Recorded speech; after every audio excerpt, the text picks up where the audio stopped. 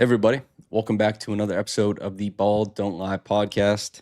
This one, sloppy. It's slop season. I'm Samson Folk. Sitting across from me via the internet is Louis Zatzman, and the Raptors are 15 and 11. They are top 10 in defense. They are no longer top 10 in offense. I don't even think they're in the top half of the league right now. And Cleaning the Glass has them on pace for a vaunted 49 wins. This was a team that started off terrible, made a big adjustment defensively, which we don't have to do the full dive into, turned things around, had a great offense, won a lot of games in a row, 9. They've just lost 4 in a row. Things look dark. Although it's never as bad as it seems, it's never as good as it seems. To deep dive into all of it and to slush around in the slop with me, Louis Zatzman. How you doing, Louis? I am doing wonderful. Hello. It's funny. I feel like as I listen to you and Trey, because I do, I'm a dedicated listener, you can really see the mood slowly shift from episode to episode. It's like, hey, this thing's bad, kind of. Next episode, this thing's pretty bad. Next episode, this thing's really bad. It's you can track the narrative flow along with the losses.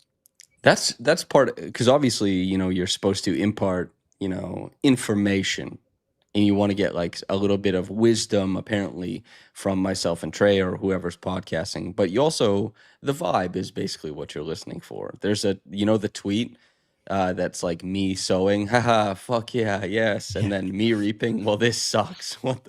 That is the Raptors season, the flow of it. And Yep. today, because it has not been in the middle. Like the Cleveland Cavaliers are 14 and 11 right now, and they've been in the middle the whole time. It's never been too high, it's never been too low. Well, actually, relative to expectations, probably pretty low. But regardless, they've been trudging along. The Raptors, this has not been trudge. This has been like, whoa, no, whoa. And that's a crazy place to live. I remember there was that Yeah. across 2 seasons, there was the Miami Heat that went 13 and 33 and then 33 and 13. And my days, James Mays in chat says, yes, there's no reason not to. And it was apparent before the wins and losses. The holes are quite visible. This is a great jumping off point. I'll quit, rambling. The Raptors have holes, and that's Yep. what's manifesting in the losses. And since you and I are talking slop today, that's trade targets. If the Raptors want to be doing that, should they be doing that? We need to identify what they should be looking for. Louis, take me on a magic carpet ride. What are the big holes that you think that need fixing? Where's the flex tape going? They need driving. This is not new. You have mentioned this. I have mentioned this. I've been talking about this for years. Yep. RJ Barrett 2 seasons ago when they first acquired him, I wrote that he is the player now most helped by context because he was the only good driver on the roster. That remains true.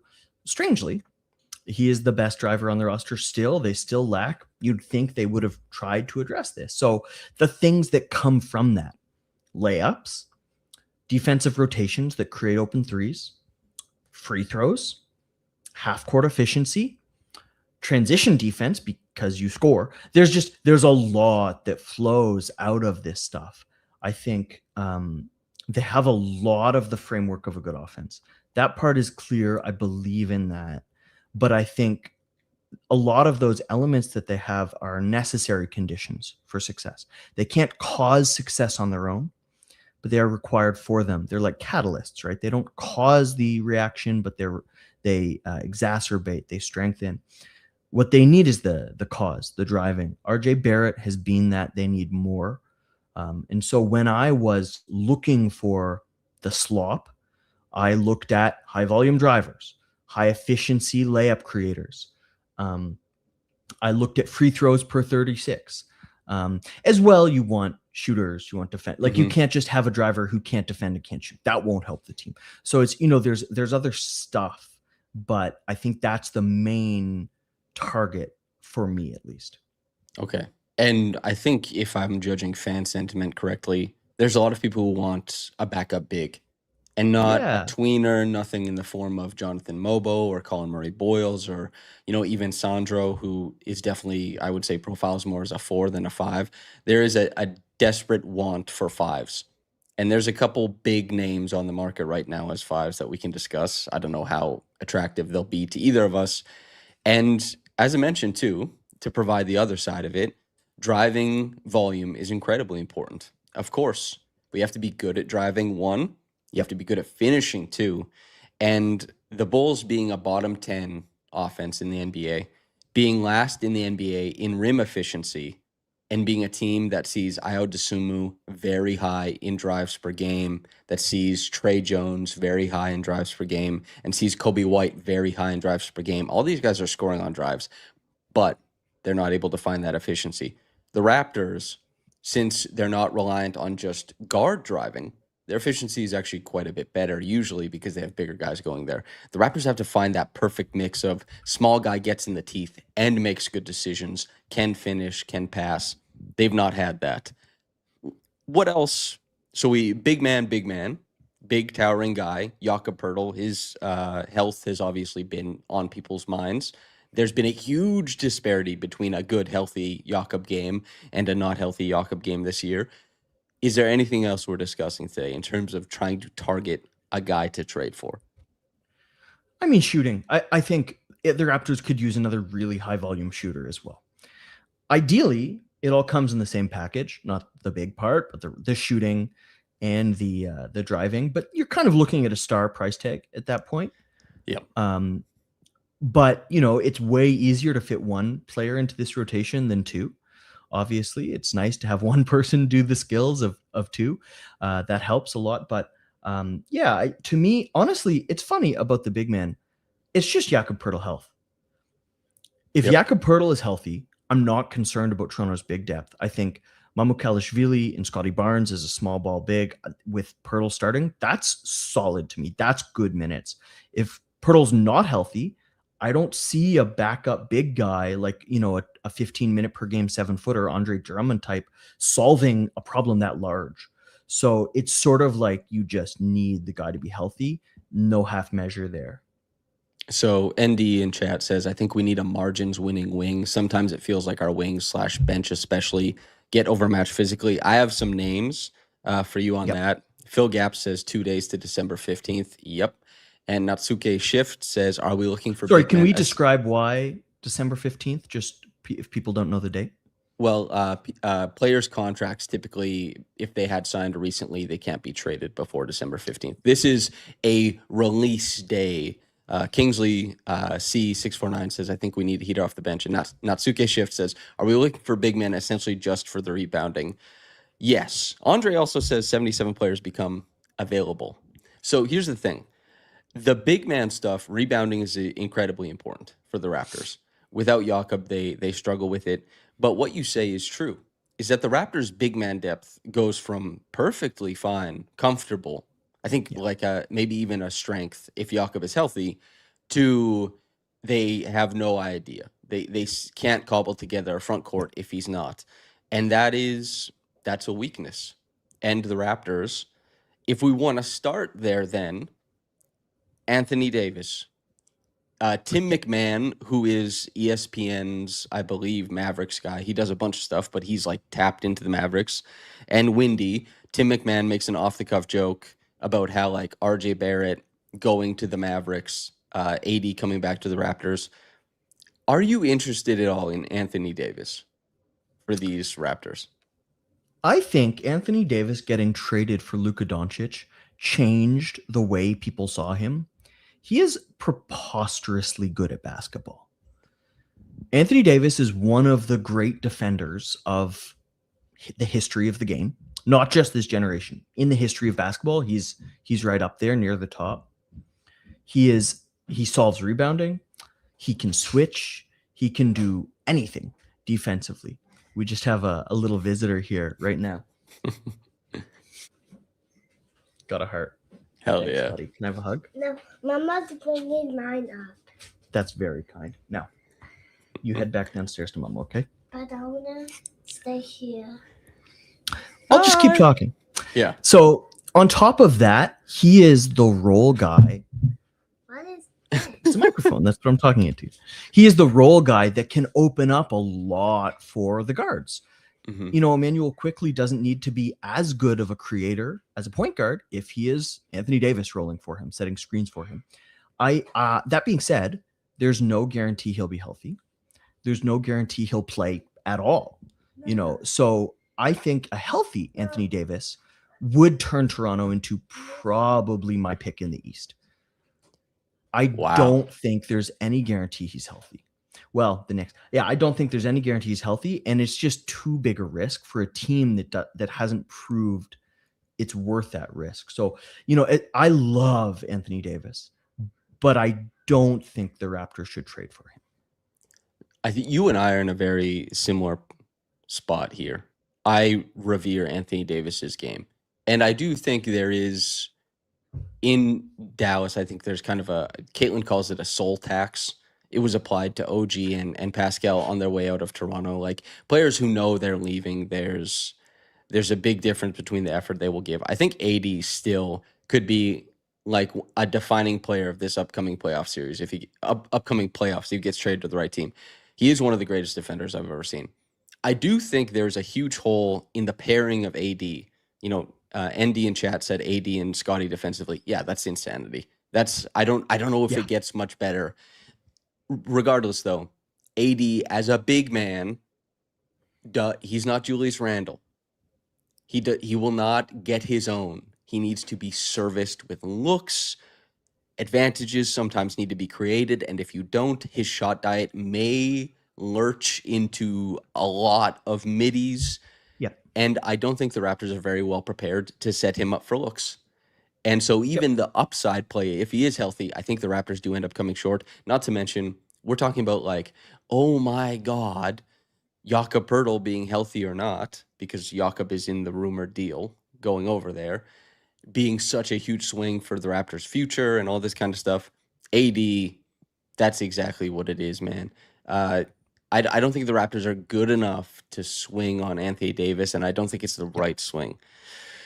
But I love Anthony Davis as a player. I think he's become obviously extremely underrated. Even the packages that trade for him is kind of like, whoa. But if he's healthy, if you can guarantee his health, the Raptors should be making that trade, even if they have Yes. shortcomings in utilizing him. But you can't guarantee his health, and that's life. This is not Kawhi Leonard, you know, at the time. This is a team with more infrastructure and a higher floor who needs like that oomph as far as ceiling. That's the team that should be trading for AD. If I'm like the Cleveland Cavaliers, I'm trying to maybe get that guy. I know there's going to be a bunch of teams, but for the Raptors, I don't think it makes much sense. Agreed. Okay. And for you- me, that's Go. big guy. Like, I don't think a big guy who's not an upgrade on healthy Jakob Poeltl makes sense.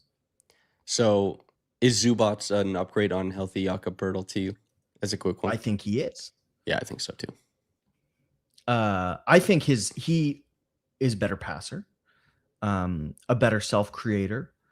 The defense was better last year than any defense Poeltl has reached. Not this year. It's hard to bet on 1 year of defense from a big guy versus, you know, a career of tape. If the Clippers are just like, great, have Zubats for contracts, awesome. I doubt that's what it would be.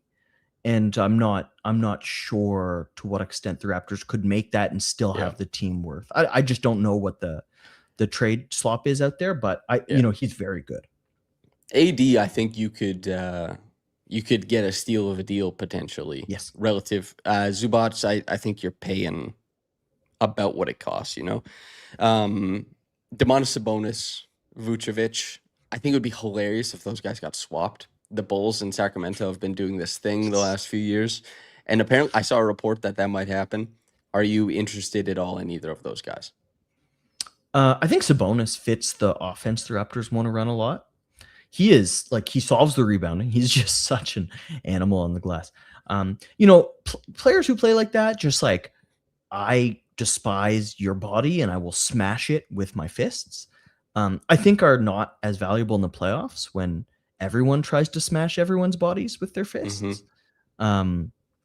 But his screen setting is an upgrade, and there's very few guys who upgrade on Pirtle's healthy Pirtle screen setting. Sabonis does. Anthony Davis does. The defense is just a downgrade, and I think the Raptors would be very concerned about, like, their defense is good, very good. I'm concerned it's held together by a shoestring on positive defenders. And I would be skeptical about plugging in Sabonis and just expecting the current defense to. Yeah, that's a good point there. We need to show them dogs. Oh, yeah. I'd be concerned about the current defense staying, a positive if they make that swap. Yeah, Natsuke Shift says that have to be a starter big because I feel like we get a good backup, et cetera, et cetera. Yeah, we'll discuss one guy in a little bit. Before we move on to, I think the real crux of it, because why I don't like Sabonis is because Sabonis can help facilitate guys who come off of handoffs, et cetera. And the Raptors don't have a bunch of that, which is disappointing. What's showing up in the Raptors offense continuously is that Jakob is not able to loose the bench guys the way that he can a couple of the starters because the Raptors don't have a lot of that, handoff punch. And so the bench guys, they don't really touch the ball. They're completely reliant on cutting or spot up shooting. And the spot ups aren't coming because the Raptors aren't getting a ton of paint touches. So if Sabonis comes, even the type of offense that he's so good at facilitating is probably not that useful to buoy the Raptors bench and to make, players who are like a 2.7 in value become like a 3.8. These numbers mean nothing, but you make numbers go up. Things get better, and he says Grady being bad makes the Sabonis trade pointless. Yeah, Grady, we could start talking about Grady a bunch if he starts shooting again. And then all the little other things he's improved upon become interesting, but not until he starts shooting. I just don't think Sabonis facilitates it. We will get to that paint touches point. We will discuss guys. But first, Day'Ron Sharpe. Day'Ron Sharpe, are you interested at all? He is, to me, I'll set the scene for it. Day'Ron Sharpe, to me, is like the inverse of Sandro. Sandro is very quick. Sandro is stretching the floor. He's a very prominent driving big. And he has limitations as far as like physicality. Day'Ron is not going to shoot it, but he's going to set a lot of screens. He's going to rebound. He's going to be in the mix as like a physical 6'10", thick boy. And that's what Day'Ron Sharpe does. And also, if you watch Day'Ron Sharpe, you may be right or wrong, I don't know, but it's easy to kind of see his fluidity, his physicality, and expect him to be able to dominate a few more spaces on the floor. Day'Ron is interesting. I don't know how gettable he is, but I know that, myself and Trey have talked about Day'Ron for like 3 years. Day'Ron has been a fixation of Raptors Twitter the same way that Rashawn Holmes used to be way back in the day. Yep. Do you have any thoughts on Day'Ron Sharpe? I think I'd rather the minutes go to Scotty Barnes as a big. I'd rather the minutes go to Colin Murray-Boyles as a big right now. I think if the Raptors were to make the trade we both really want them to, which is for a guard, we'll talk about in a second. If you can really upgrade, then maybe upgrade that bench spot too. But as currently constructed, if you're only trading for a Sharpe, I'd rather the Raptors keep those minutes in-house. So do you know who Brooklyn Nets GM is? Like their GM? I actually do not. Okay, his name is Billy Sean King. Marks. It's Sean Marks. Yeah, and Sean Marks is in chat right now saying CMB Ochai 2 first-round picks for Day'Ron Sharpe. Win-win for everyone. Sean, we thank you. We thank you for joining in. Glad you're a fan, brother. Yes. So Day'Ron, I would be pretty interested in seeing how that happens. I would be interested in seeing if they can facilitate it. But I would not for that cost, Giovanni, although I like the gumption. When you like a guy, you like a guy. The Pelicans just made this decision for Derek Queen. They're like, listen, we'll trade anything for this guy. And then they chose him second after Jeremiah Fears. Anyway, Do you want to talk guards? Yes. Okay. Daron Sharpe is out there. I like Daron Sharpe. I wouldn't say no to it. I would trade some stuff for him. It wouldn't just be a flyer for me. I like him a lot. Anyway, so as we said at the top of the podcast, the Raptors are struggling to touch the paint. They're struggling to create the type of offensive possessions that really help role players, that give role players these big driving lanes to keep, to extend advantages, to give them wide open shots, all this kind of stuff. Now, that wasn't as common a struggle when RJ was in, but that's where we're at. The Raptors. Who's your big guy? We both have the same big guy. I already see him in chat.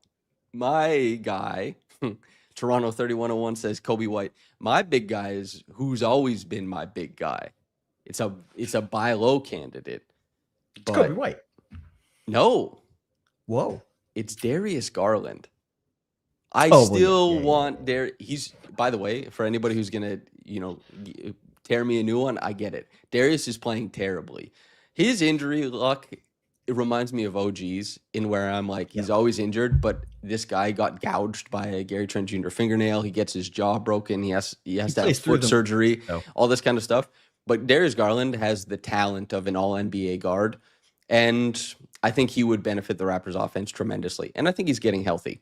Buy low candidate. That's where I am on Garland. But I know Raptors fans have been giving me a tough time about Garland forever.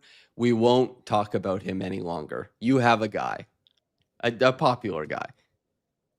I think, Kobe White's off. To me, Kobe White is probably where Denny Avdia was when he got traded.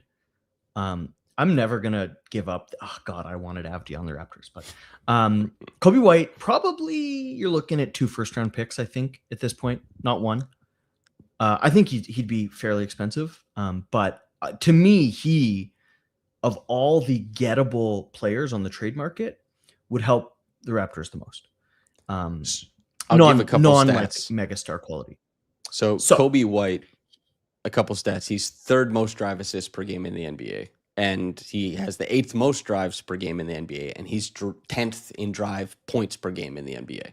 May I just interject to say who he is between for drives? He has averaging 0.4 drives per game fewer than Jalen Brunson, 0.7 more than De'Aaron Fox. That's the company he keeps. There's also, since I've watched a little bit of the Bulls, not a ton, but I think this makes sense to me. Trey Jones drives a lot. Io drives a lot. I suspect that Kobe's driving volume would dip with the Raptors. Now, but I think he's a better driver than Quickly. I think he might not be a better shooter percentage-wise, but I think he's able to get them up a little bit more. Although he does hunt a lot in transition, it's not as much in the half court. And Kobe White, he was involved in discussions this summer because Raptors fans have been kind of on Quickly for forever. Everyone is, trying to put together what makes sense. And Kobe White was discussed a bunch. He's a strong guard. He's just a strong guard. And I'll say on top of this, before you go on selling, he needs to be paid after this year. And the Raptors keep putting themselves in positions. They're trading for guys who need to be paid after this year. So Kobe White, that's why, for people in chat and who are listening, like, why would the Bulls do that? Because maybe the Bulls think they won't retain him. And there goes Kobe out the window. And the Raptors have a guard who is cost controlled and who is on the team and who is paid. And, if that's part of it, I don't know. But he's a good guard who does elevate some of the things the Raptors are currently not very strong at. And he's not very strong defensively, but he shoots the hell out of the basketball. Some numbers. Shoots about 35-ish% on pull-up threes, or has over the last several seasons. That's not just this year. Very, very tenable percentage on pull-up threes. Very good catch and shoot 3-point shooter. Extremely high volume 3-point shooter. 4 of the last 5 years, his teams have shot 3 to 5 percentage points higher at the rim with him on the floor versus off. That's 80 to 90th percentile, 4 of the last 5 years. That's accuracy. Frequency, 4 of the last 5 seasons. His teams have shot 2 to 4 percentage points more frequently from 3. That's 70th to 90th percentile.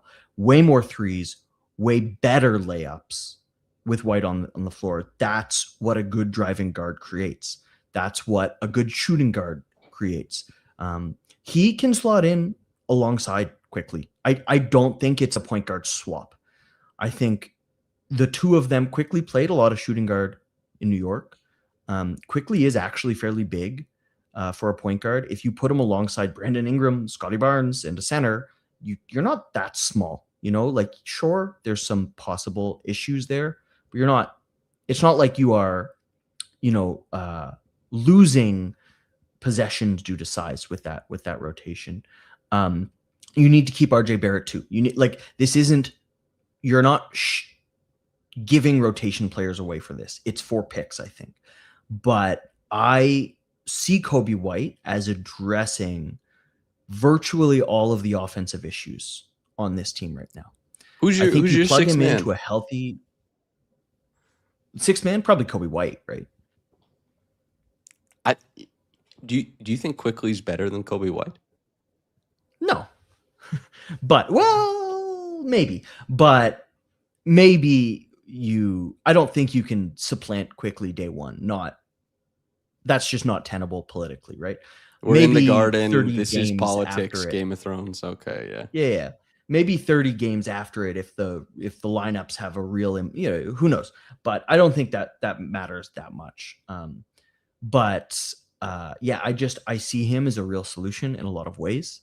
I see him as gettable. I see him as not requiring outgoing, like, rotation players. To me, Coby White is the fish to land for the Raptors right now. He's also a great pace guard. He's very good playing fast. He likes to push. He's very unselfish in pushing the basketball.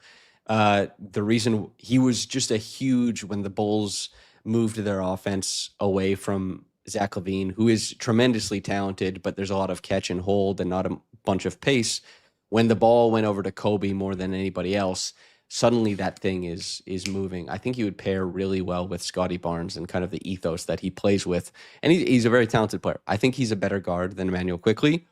However, him as like a big fish to land, I just don't know. I think it's so hard to make the economics of it work if, as you say, like RJ and IQ, those two are still the starting backcourt.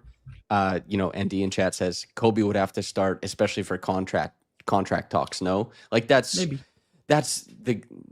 politics in this damn thing. There always is.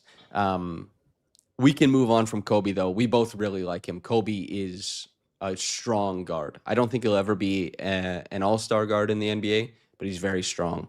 And maybe, it's a guy who you spend a little money on or you try and make moves in the summer. I guess we'll see. AI Sam says, what's his assist to turnover as a starting point guard? I don't know off the top of my head, but will get... As a starter, I'm not sure. His assist to turnover is actually not wonderful. He's not a high assist guard. He would be if he was a Raptor, though. Yep. Yeah, if you can just make a chest pass to a guy coming off a screen and get assists, then, I mean, anybody can do it. He doesn't turn it over, though. He doesn't get assists. He also doesn't turn it over because he likes to shoot the basketball. Well, it's also because the Bulls, they get assists from a lot of different places. It's just, yeah. The Raptors' assist situation is not reflective of playmaking talent, and it never has been since Darko joined this team. Is Emmanuel Quickly a better passer than Scotty Barnes? Just ask yourself that question, then follow the transitive property to where we should be talking. And then also just look at like the Raptors' frequency of off-screen actions and how highly correlated that is with assists. That's just where we are. Andre says, funny thing, Bulls fans say Coby White would be a perfect sixth man. Let's move on to another sixth man out in where Brandon Ingram is from. North Carolina. Charlotte. Wait. Yeah. Jesus. Anyway, okay, we will listen. Colin Sexton is a guy you like. How embarrassing. Colin Sexton's a guy you like. So give me the pitch on Colin Sexton, who He's a actually driver. makes about as much as he and Kobe both make, what, 18? Kobe, I have it at 13. Oh on yeah, Spot Kobe's Track. at 13, right? Yeah. So anyway, Colin Sexton's at 18. Go ahead. Yep. He's a driver. He's just a bowling ball. He doesn't just put the ball on the floor. He gets deep when he puts the ball on the floor. As far as low cost additions to the rotation, I don't think a big would help that much, or at least make sense. I do think a low cost guard could make a real impact. I think 15 minutes a game, 18 minutes a game of Colin Sexton would really help the team. I believe he's expiring. That's fine. Yeah. I don't think that would be like Kobe White. You trade to keep. He's the future. He's amazing. You trade for Colin Sexton. I don't see him as particularly expensive. I don't see him as it's like if he walks, if he stays, that's great. Right now, he would really help this team that's on the floor today. He puts the ball on the floor so much. He's so high volume. He gets deep. He can shoot it a little. He can defend a little, but it's the move. It's the drawing rotations, the number one addition. And if he's playing behind Emmanuel quickly, he's going to be, I think, a very strong change of pace. And Alt Rock in chat says overlap with RJ. That's kind of the point.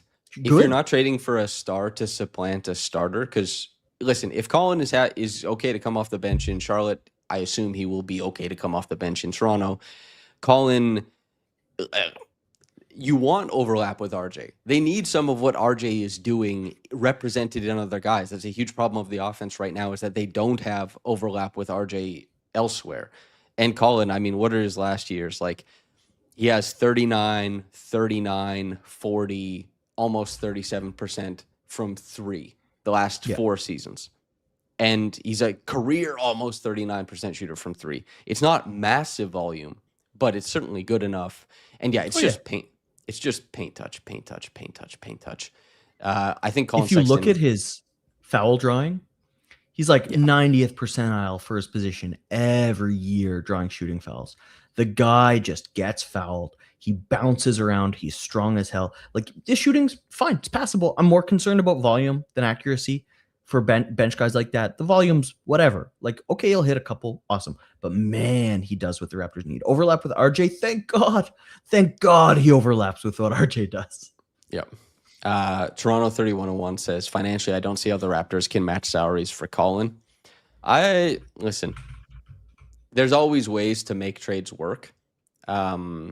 And on top of that, we have AISM says, all I'm going to say is I think the Raptors could use Khalil Ware right now.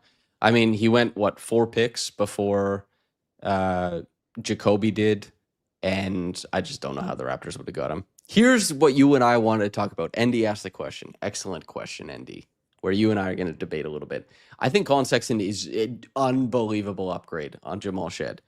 Andy asks, you think Shed and Sexton can play together? I don't think so. And here's the thing. Sexton is so much better at basketball than Jamal Shed. And that's not a bad thing. He also makes 14 times as much money. You know what I mean? And he's been in the league for however long. Here's the thing, man. Colin Sexton, I think, puts Jamal Shed in a place where he just doesn't really play on the Raptors. Are you okay with that? And since you disagree, let me know why you disagree. Yeah, that bench group right now that Jamal Shed projects to play in when the team is healthy subsists in the open court. Last time I checked, this might have changed since then, but among high-ish volume lineups, they were 100th percentile for lowest frequency of time spent in the half court. They force turnovers. They run the dang ball. Jamal Shed draws turnovers, getting around screens. Scotty Barnes does everything defensively. I mean, he makes that lineup click in every way. And are they going to survive in a mudslinging, 6 minutes in the half court? No. But are they going to survive in the open court? Sure. Why not? They'll run. They'll force turnovers. They'll get scored on. The other team might shoot 60% from the field. That's okay if they take fewer shots, if Toronto runs, if Toronto has pace. I think they can play together 6-8 minutes a game, no problem. And I don't see Sexton as a 30-minute a game player. So that's all they really need to play together. Like 2 3-minute stretches a half, sure. So here's the thing. Theoretically they can play together because Shed can play with Quickly. Shed can play with RJ. They can. But right now they get to put Shed out there and they don't have to choose Shed over Jacoby or Shed over Grady or Shed over anything like that. But this would put them in a position where they have to start choosing Shed over Jacoby and Grady both. And Jacoby obviously has been much better than Grady, so that's probably more of the question. But they are invested in these guys, and you are now choosing Jamal Shed over both of them every time he plays. To make the money work, I imagine one of Dick or Walter probably is in the trade. Grady gets paid more, probably like maybe $1 million more or something like that. Yep. But I think Shed I think this team is built to rely on Jamal Shed. And like where it currently stands, they're like, we need you for this. And as soon as Sexton steps into that, I think it's tough. But yeah, guys have to go out. Yeah. Donkey 16 said it would have to be CMB, Ochai, and Grady if we aren't moving a starter. That's a lot. Yeah, that's way too much. Like CMB does not get traded for Colin Sexton. CMB is not getting traded for a rental. CMB wouldn't go for Kobe White. There would just be no chance of it.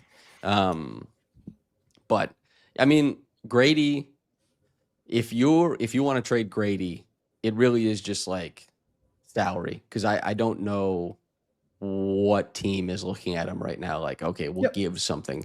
If you believe in Grady at all from the franchise's perspective, I don't know if they do at this point. Then you want to keep him, obviously, and revive that and wait till he's not, shooting like 30% from 3. And we'll see what happens. But Colin Sexton, he would be good. We're discussing good players here, Mm-hmm. Do you want to talk about the big wings I had written up? Yeah. Okay. So as ND said at the top, wing depth. The Raptors, it depends how you view CMB, but CMB has clearly been far better. Like 97% of his time as a NBA player has been spent as like a front court player. Their wing depth is not actually as deep as you would think, because RJ does profile much more as a guard than a wing. And so it's Brandon Ingram and Scotty Barnes, basically. There is a team that has Dylan Harper, that has Devin Vassell, that has Julian Champagny ahead of Keldon Johnson and Jeremy Sohan. Mm-hmm. And those guys represent two very different archetypes. But if you want another wing, Sohan still has a year left on his rookie contract, I'm pretty sure. So affordable. Keldon is on I think he's sub 20 for 2 more years. Do either of those guys interest you as a guy off the bench? Because the Raptors, basically, we talk about guards, we talk about bigs.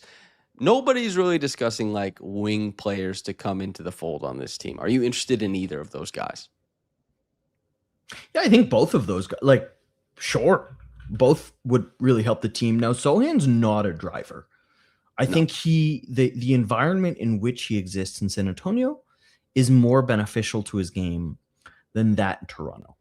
Now, Keldon Johnson is a fairly strong driver. The volume's not great. He is quite an efficient driver. He's shooting he's a bully. He's a big bully, Keldon. He's one of those strong body drivers, but it's not just he does get steps on guys.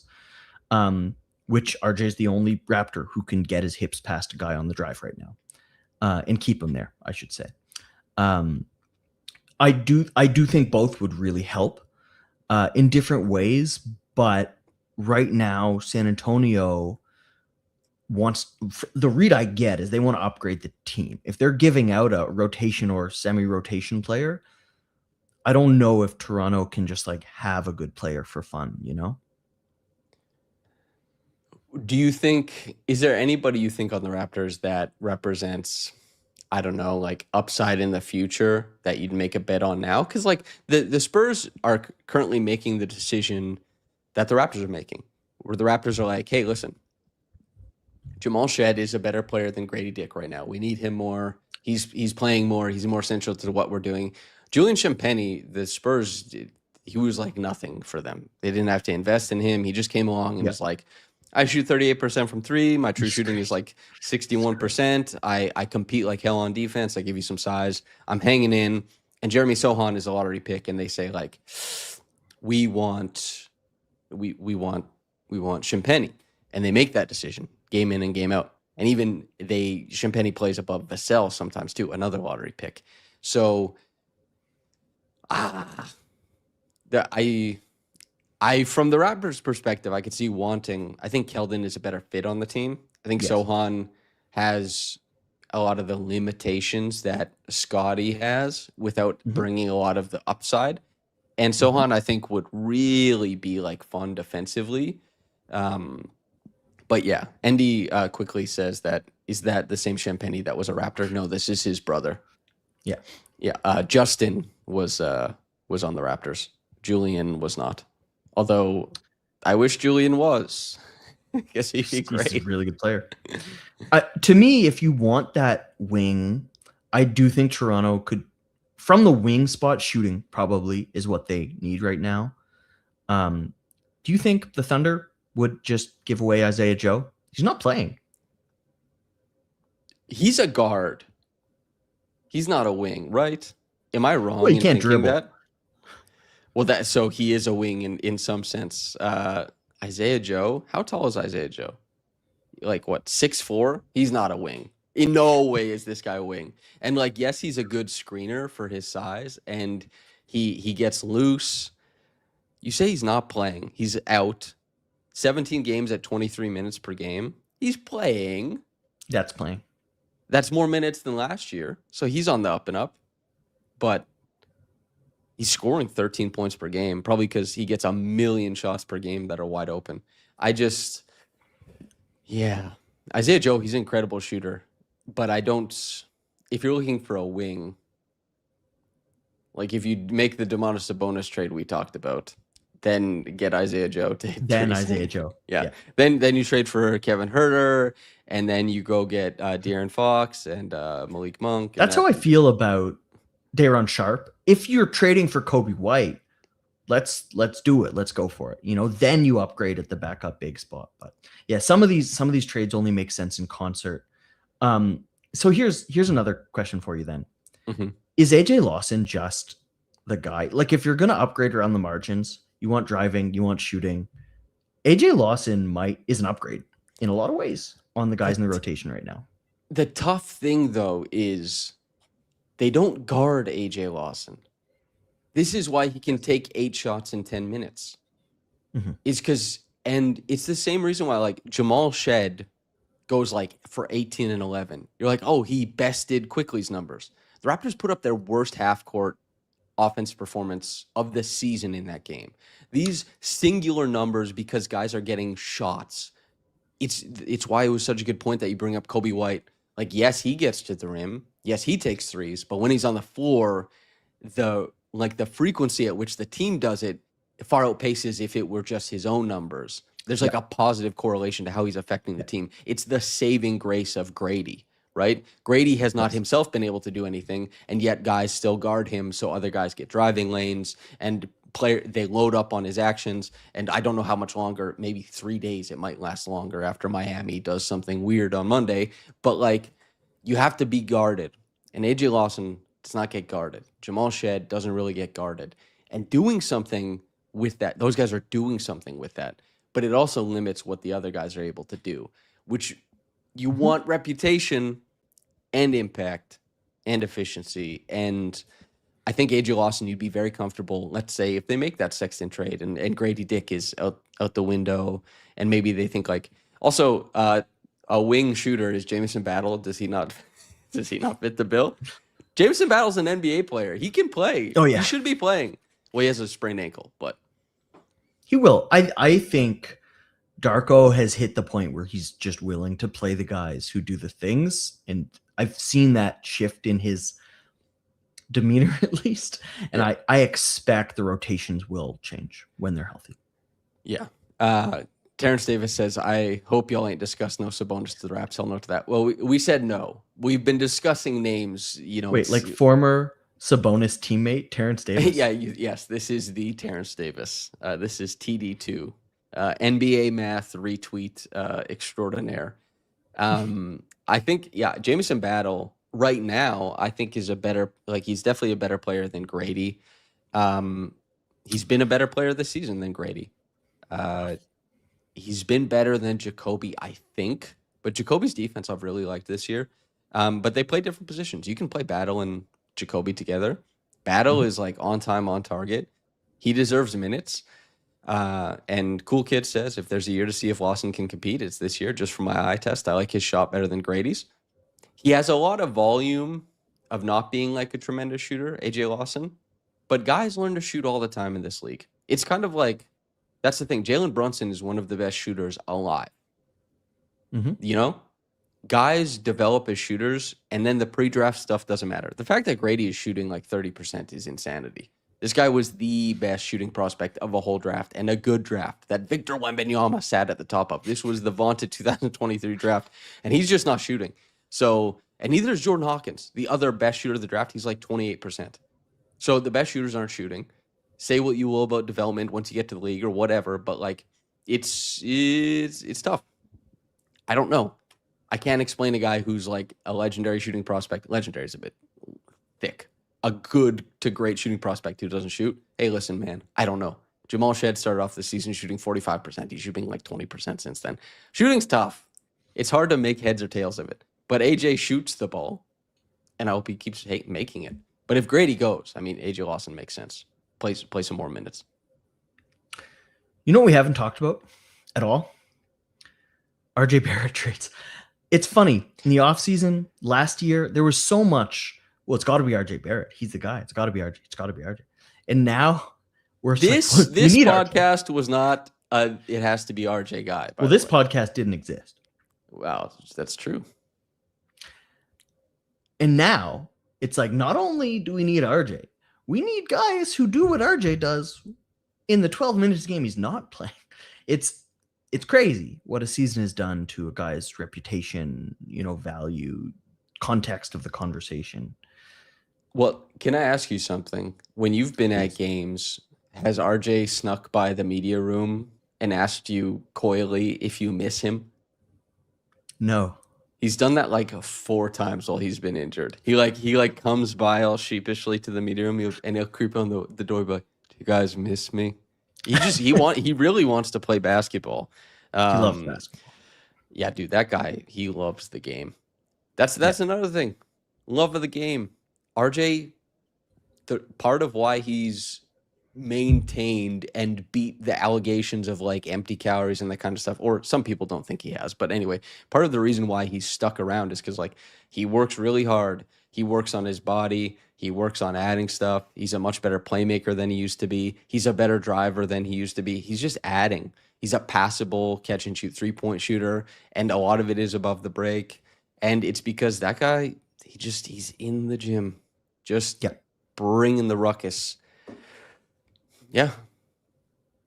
I have so many friendships in my life that are just like, oh, you love basketball? I love basketball. I imagine RJ and Brandon, when they're like, wow, we really like basketball. Even for guys in the NBA, it's like they really like basketball. Yeah, those are two big tape guys, and those are two big like session guys. Yeah. Get in there and work it out. Well, you said it. I don't know. Do you have any off the top of your head? Like you mentioned it on Alt Rock 17 says RJ's defense is a liability and it's so understated. I think I agree that RJ's defense is not good, but also I see people get on his defense more than people who I think are similar or equivalent level defenders. And I think it's because there's a lot of narrative around. Once you've given permission to narrative, then it gets talked about a lot. and people make great grand statements on it. There are players in the NBA who are just as bad defensively as RJ, who there isn't a permission structure to critique with, like, nobody's going to point and tell me I'm wrong. Nobody's going to come to defense. So it's just like these players just get bashed. And RJ is a player who, despite being good, has been bashed for what he can't do. And nobody really highlights what he can do very often. And I think the permission structure of critiquing his defense is just, there's other guys in the NBA who are defend worse than RJ, but get like a tenth of the shit he takes for it, I think. Other guys on the Raptors. Other guys on the Raptors, perhaps. Do you have, but like last time we talked about this, you said like, well, you know, if RJ were, you know, better at X, Y, and Z, it would look like Jaylen Brown or whatever. Yeah. Outside of Jaylen Brown, who's been playing very strong basketball, is there a star trade that you're like, it's not Kobe White, it's not, you know, Anthony Davis? What do you think? I don't like when you're churning out 50-win seasons, you can trade for a star and make it work. When you are just coming off of some really bad seasons, 30-win seasons, you're trying to make it work. There's problems, you know, you're on a losing streak. There is way more risk to trading for a star. You're not integrating into a context that has leeway to adapt. Right now, Toronto's context is shrinking. It has been for a few weeks without RJ Barrett. I think if you're not trading for a star that really amends the problems and catalyzes the strengths, I'm just going to use that word all day. It doesn't make a ton of sense to me. I don't think the Raptors should be trading for a star just to trade for a star. Yeah. ND says Tamani Kamara buy low. I'm there, dude. I think Tamani Kamara is really good. I think he, in the way that Matisse Thybulle was so fake, I think Tamani Kamara is so real, man. I think Tamani Kamara will be like one of those defining role player that grows into like that sub all-star level group. I think Tamani Kamara like might be there. He's also one of the only players from the 2023 draft that was drafted after Grady that is like actually good. I was looking through this because, you know, obviously Keontae George is the big name. Keontae is getting to the line. Keontae is hitting like a lot of pull-up threes. Keontae is putting up big numbers in Utah.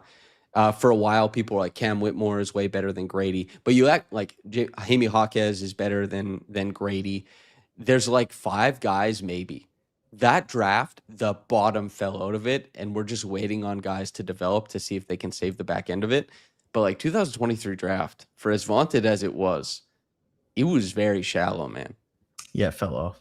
That's how it feels. But yeah, Tamani, like Herb Jones has brought up, I think Tamani's better than Herb Jones. And Herb Jones doesn't make that much. Tamani is on an extension for like $21 million over the next 3 years after this year. Tamani, I think Tamani is very good. Noah Clowney, a hooper. I know you saw the 4 air balls the other night. Noah Clowney is so active and he's able to do so much stuff. He's like Naquan Tomlin as well for Cleveland. It's just these long guys, hyper athletic, making stuff happen. But Jesus, that jumper. I don't know. Anything else, Lewis, before we get out of here? This is slop, man. This is the slop episode. Yeah. I mean, the Raptors are in a slop situation. Are you optimistic? Can I get you? That's the last thing we'll talk about because we haven't talked in a couple weeks. We haven't really talked since the Raptors started losing. So, how do you feel? 4-game losing streak, the worst offense in the NBA after. You're asking me? Yeah, get ready to explain your feelings, buddy. It's Katie Heindel in here.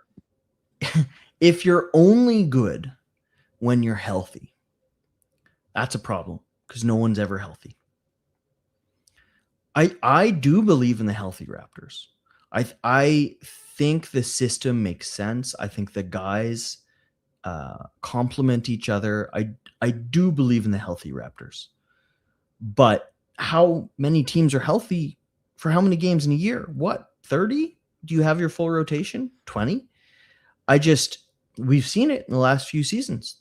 Like, this is the first year the Raptors have had any health, and they were second in the East, but there's just no real reason to expect it going forward.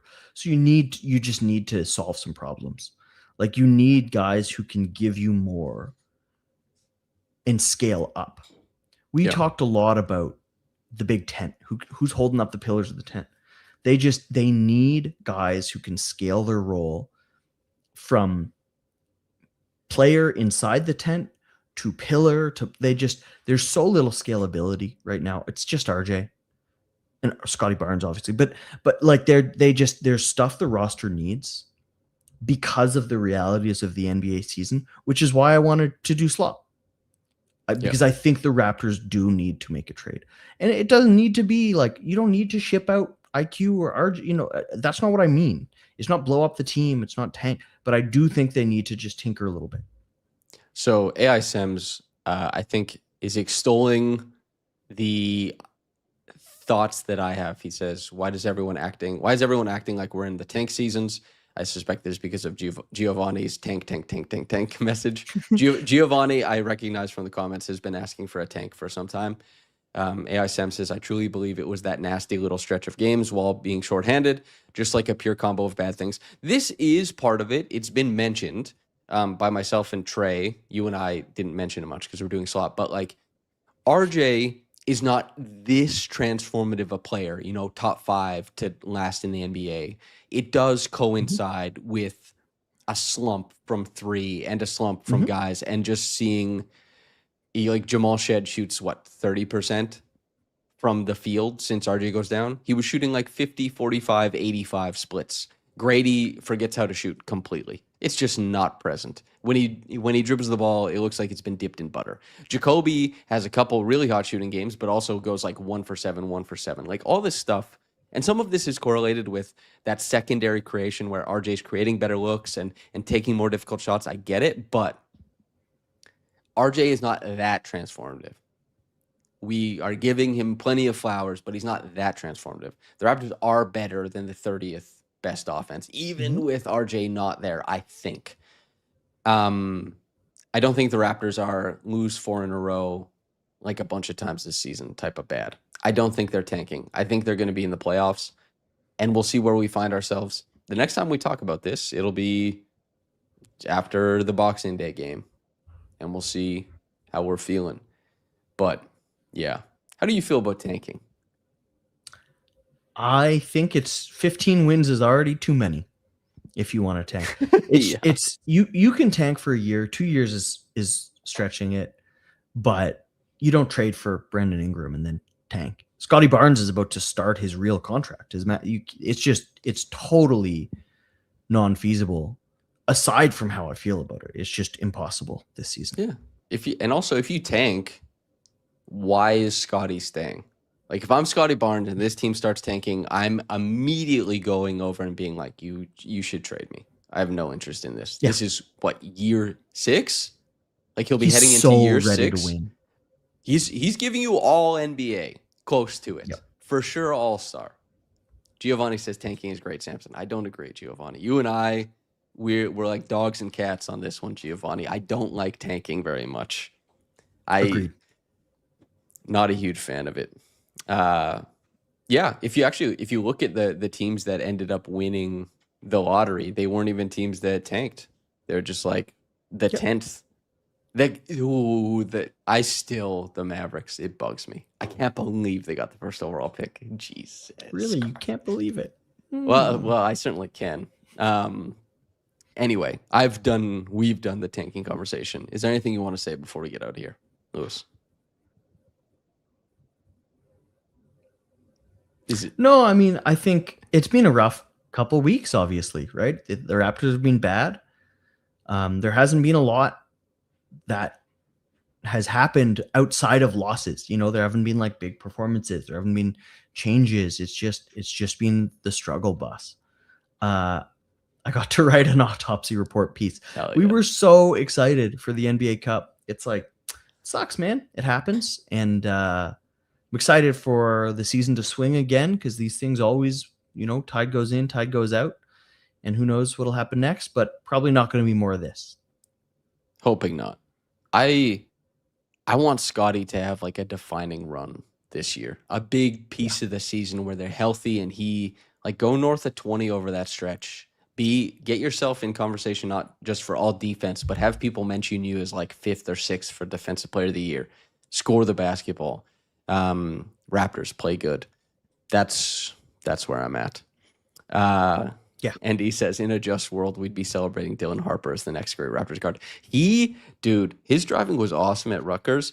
The clips of him, he looks like the best next driver of the basketball for like the next decade. Like there'll be Shea, of course, but Dylan Harper, the arm angle, like he can dislocate his shoulder to make a layup, basically, and he can throw like 215 pounds into a big and dislodge him. Dylan Harper has looked really cool, man. He's looked really cool. AI Sems Raptors are prioritizing what matters the most. Playoff runs to come. I agree. Let's go make the playoffs and see where we're at. Fun right now. Not fun right now. We'll be happening later. I've crossed my fingers that we will. Make sure, everybody, to like, comment, subscribe, hype, all that good stuff. Ball Don't Lie from myself and Lewis. Thank you for tuning in with us. We'll be back after Boxing Day to talk some Raptors. All right, everybody. Whether you got into this in the morning or at night, have a blessed day and goodbye.